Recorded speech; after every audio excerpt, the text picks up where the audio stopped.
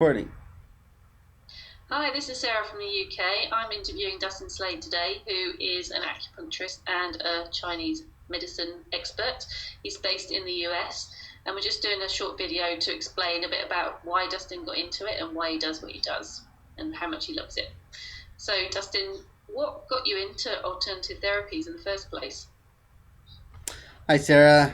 Hi, Uh, Dustin. I basically got into Chinese medicine and different alternative therapies growing up with a father who owned a health food store. And I used to be in the store as a kid and hear the same stories over and over again. My doctor gave me this, it's not working, what do you have?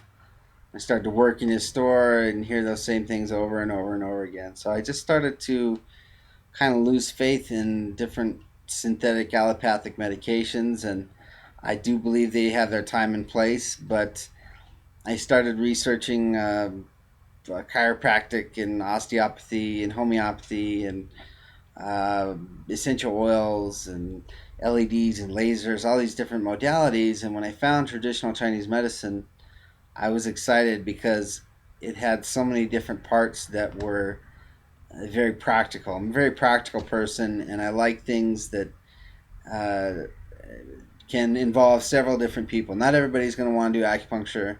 Not everybody's going to want to do changes in their diet and herbs and tai chi and qigong and all these different modalities that we learn. But I felt like for me that was something that was a big um, bag of tricks that I could be able to offer for people to make changes in their lifestyle and be able to correct their disharmonies. So when I found it, I felt like it was my best time invested in alternative healing, and it's not the only thing that I like. There's so many different things out there that are can lead to wellness, and I'm a big believer in whatever works. So I've always just kind of fell in love with all these different healings, and I don't care if it's a didgeridoo, played over your chest, or you're drinking some special tea from the Amazon. If it works, that's great. I want to learn more about it. So that's kind of how I got into it, and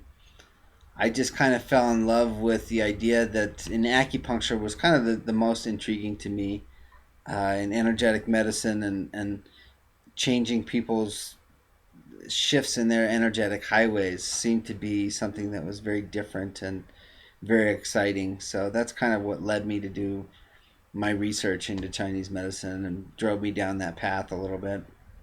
Wow, how long have you been doing it, Dustin? This is going on 17 years, 16 and a half years now. I was fortunate enough to get into it, and the school I graduated from here in Colorado School of Traditional Chinese Medicine in Denver. I've been able to be a teacher's assistant in the clinic since I graduated and go on to teach several different classes in the school. So, been fortunate enough to be in the field, and I feel like I'm forced to keep up with my stuff because someone's always got something new and exciting they're showing us, and so that's been fun being able to be involved with that school, and just a great school we have here. Excellent. That sounds really, really good. What sort of things do people come to you to be treated for? I over the years I've treated all kinds of different things. My favorite cases are kind of the things that people are not getting any results with. Mm, Um, and I think that was born more out of just practicality of what happens on a day to day basis. Um, I really enjoy treating right. pain that people have not been able to get results with, headaches that won't go away, sciatic pain, back pain, menstrual pain, um, you name it. Wherever it hurts, they say Chinese medicine says energy and blood stuck. So if we can allow that energy and blood to flow again, we remove the pain, the energy frees up.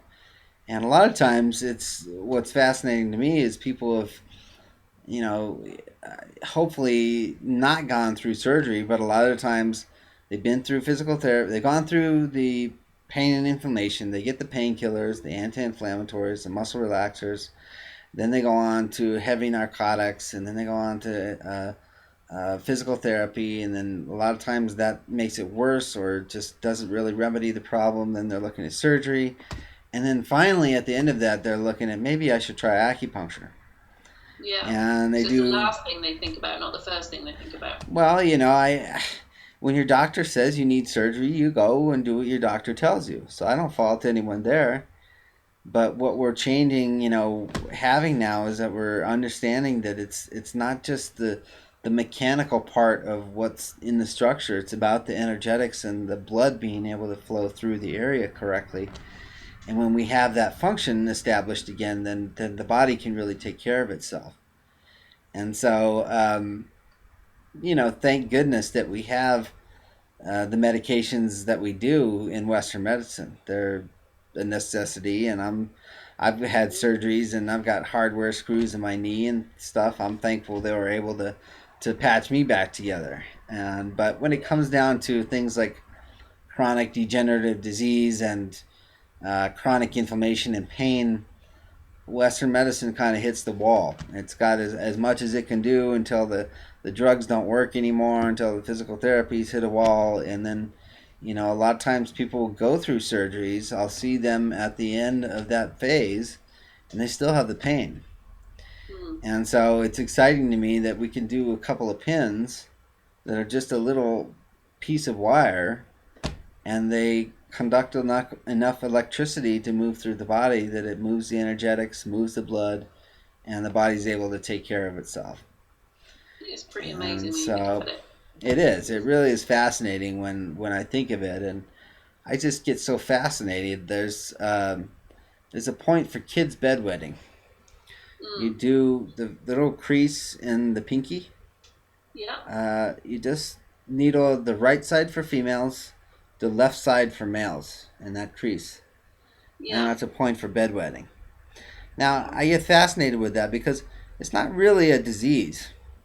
It's No. part of a learning phase, the growing, and if the kidneys are really weak, they say in Chinese medicine you can have this symptom, but it's not really a disease. It's part of an idea of where the meridians pass through and how to allow this child to not have the symptom at night. So it's just fascinating how the combination of points and everything come together and where the system has evolved from. I have some books that say probably Chinese medicine is not the origins of acupuncture, that Ayurveda and Ayurvedic medicines, the real origins of Chinese medicine and acupuncture, needling and bleeding and bloodletting, kind of these things originating from Ayurvedic medicine.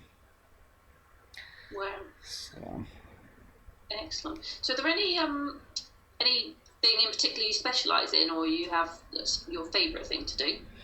I've been in the ear, I've been in drug and alcohol rehab programs for years, and I hate to see someone get stuck on an abuse or a methadone or some substance that's so toxic that it can cause more problems than your original substance you're addicted to. Or Yeah. it can weaken your liver so much once you've been under an alcoholic for years. Now you're taking an abuse and it's already weakened state. It's just not a great idea in my opinion. And so what we'd use is a protocol called the National Acupuncture Detoxification Association protocol, where they use 5 points in the ear. Oh And wow. so I specialize in the ear. I've been doing that for the 16 years I've been doing acupuncture. And the ear is really fun. It's like the reflexology. The nerves from the brain go from the hands to the feet to the ears to the nose to the face to the scalp to the eyes to the tongue. So they say the eyes, the tongue, and the ears are the closest sensory organs to the brain that can Yeah. reflect changes from the brain to those areas the quickest. Yeah. True. And so they say the ear is the only area where we can visually diagnose and treat at the same time. You can diagnose the eye and the tongue, but you can't really treat them. Mm. And you can treat the hand or the foot, but you can't visually diagnose them. You need to palpate and find the tender spot. With the ear, you can look for bumps and veins and depressions and discolorations and shining Right. and flaking and different things going on in different areas. And basically, with the ear, it's pretty easy to learn. If you can picture a fetus upside down, this is the Yeah. head, this is the middle Yeah. body, this is the lower body. Yeah. So it's like a curled up fetus upside down, and that's kind of how we map out the ear. And so I kind Wow. of specialize in the ear. It's one of the things I teach at the school, and it's just for me, it's one of those fun party tricks that I've come to love because it's so accurate and it's such a useful tool that anybody can learn. This is one of my goals is to be able to teach this across the country, across the world, of anywhere where I can spend, an hour with somebody. I can teach them how to treat a number of ailments with simple. We use a type of acupressure, which Mm. is they use the Vacaria seeds, Vaccarria, Vacaria, Yeah. and that seed gets taped in the ear. You can use black mustard seeds or any kind of seed that's durable and small and doesn't have any burrs on the seed itself, and that will be a way that you could actually you treat yourself. You take a bobby pin, you find the tender spot. As you rub on the spots on your ear where it's tender, you put the seed. That's your Wow. brain reflecting to the ear that that parts of the body is in disharmony. Wow. So it's That's one of the amazing. things I teach and really like to use because it's such a simple thing to utilize. And like I say, I'm a very practical person. I like to utilize things that make sense and can get you results. I don't care if it's aspirin that takes care of your complaint. If it took care of it, that's wonderful. So you must be great fun at parties. You'd go around looking at everyone's ears. The ear's fun. The hand is fun. The hand has a system. These are the legs. These are the arms, and this joint here is your neck, your Okay. cervical vertebra in your neck. So you can utilize the hands, but I really think the ear is funner to look at because it shows everything. They say It's an ear incredible. should look like a baby's ear, nice and Oh. smooth, no veins, no cracks, no bumps, none of that stuff. And so wherever you see that indication and anatomically, there's something going on there. You see a big vein Wow. coming out here, well, there's something going on in someone's low back. They've had an injury in the past or some kind of pain is going on. So It's that's incredible. it's a very simple system to learn and it's effective. It definitely sounds like we need to spread the word. It's easy. It's something that's part of my goal and I will, there'll be a big RV with probably an ear plastered, painted to the side of it. That'll be me and I'll be giving seminars. That's Yes. a great goal to have, I think, spreading that to the world. Because I think, it's great that you say the two work together, like the complementary medicines with the traditional medicine. They both work in together, and you kind of need both. Um, yeah, each has its place. It's But a there's so time and a much more we place. can do in complementary medicine.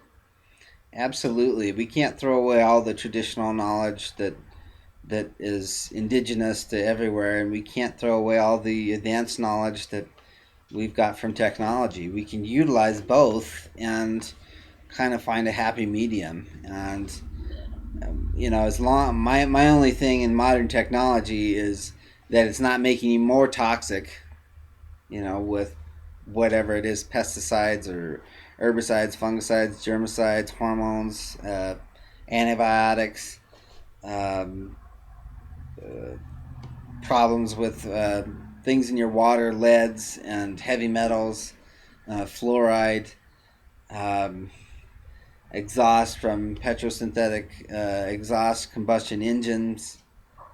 The list goes on and on.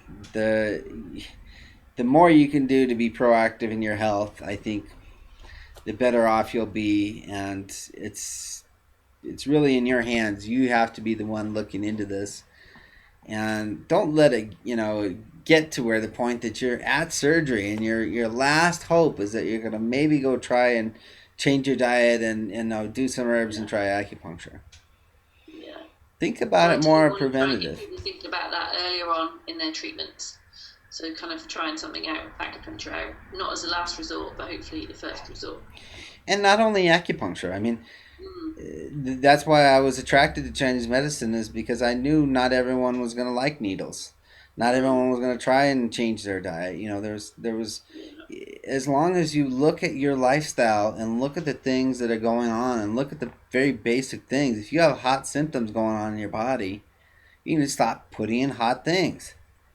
If you're having more dark urination and you can't sleep well and you have pounding headaches and you have skin rashes and things like this, you have more constipation, whatever the case may be, where you have showing a lot more heat symptoms. If you're drinking coffee and putting in alcohol and doing hot spicy food, you're compounding the problem. So when we look at someone from Chinese medicine perspective, we want to look at those things in their life that are not only the physical things that they're doing, but also the spiritual, emotional aspects that are wrapped into that.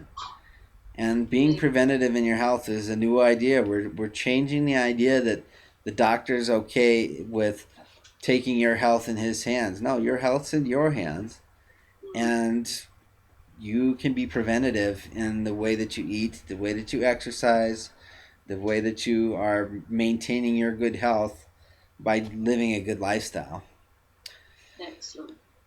That sounds amazing. So one question I've got is how many sessions do people generally need, or does it vary depending upon what it is you're trying to treat people for? That's a great question. Acupuncture is very accumulative, and they say it's like peeling layers off an onion or a Mm, cabbage. We peel off spiritual, emotional, energetic layers, and underneath we have a different layer that may show up. So I may treat something like a back pain, and where yeah, in my mind I say, well, it may take about 3 to 5 sessions for us to get a good hold on this, to where your energy and blood's flowing good enough so your body can maintain this.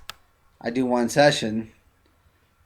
It's not my choice, the body's choice. The body takes care of it, and the patient's pain is gone. right. So part of what you need to look for when you're thinking about seeing an acupuncturist is, yes, we can probably take care of your ailment pretty quickly within a treatment or two, but you want to look at having them do their full intake on you, taking about 30 minutes to go through, ask you about your bodily lifestyle and function. What do your stools look like? How do you sleep? Are your jaw clencher? What's your stress like? And put all those parts of the equation together, looking at your pulse qualities. There's 28 different pulse types of qualities that we feel for. We look at the tongue, the color, the texture, the coating, any teeth marks, any cracks, any veins. For me, I use the ear. A lot of people can use the eye. So we have all these different diagnostic methods that we can bring together. And when you see someone, we probably can take care of your complaint pretty quickly. But what you probably want to consider too is that we'll be able to find out a pattern that you're fitting into.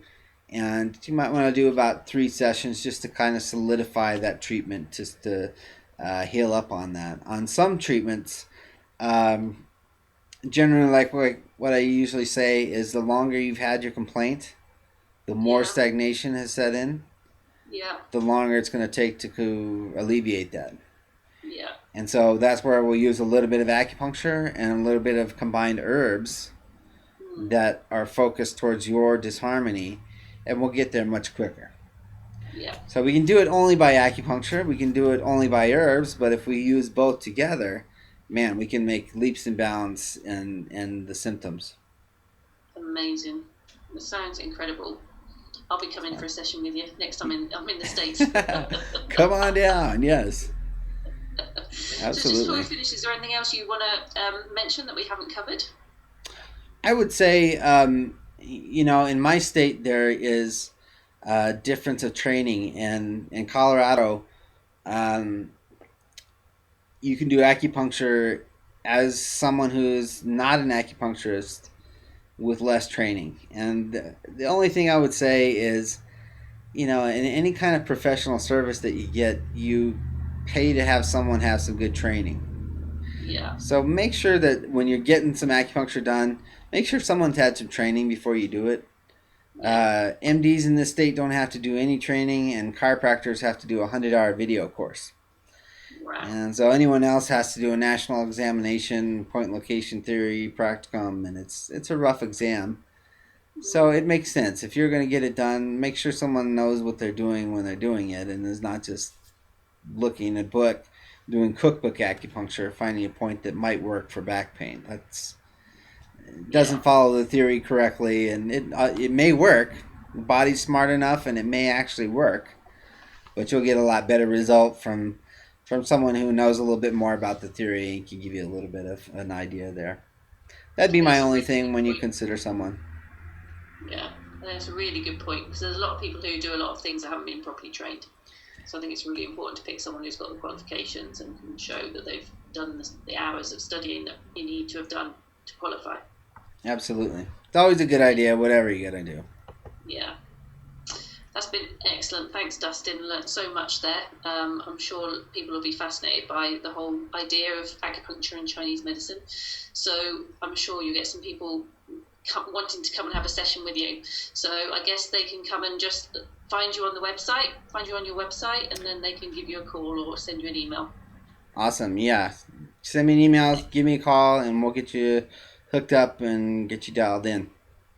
Excellent. Well, thanks for your time tonight, Dustin. It's been great talking to you. Take care. Bye. Thank you so much, Sarah. And if you have any questions, feel free to contact me today. Take care. Bye bye.